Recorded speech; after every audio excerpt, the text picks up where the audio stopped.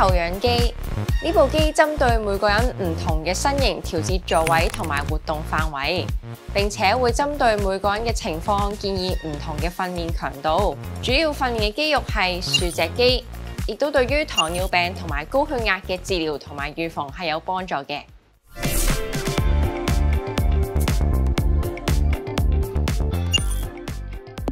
起始姿勢，臀部緊貼後方軟墊，而上方軟墊放於肩胛骨位置，雙腳並搭於舒適嘅位置。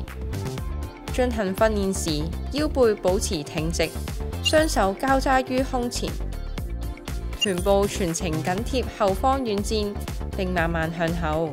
喺最後點保持短暫停留，會感受到下腰背部肌肉嘅收縮，慢慢釋放拉力。將身體慢慢返回到起始位置，腰部肌肉保持收縮，以避免受傷。睇完片嘅你係咪都想健康啲、病少啲、開心啲？咁就要嚟屯門地區康健中心啦！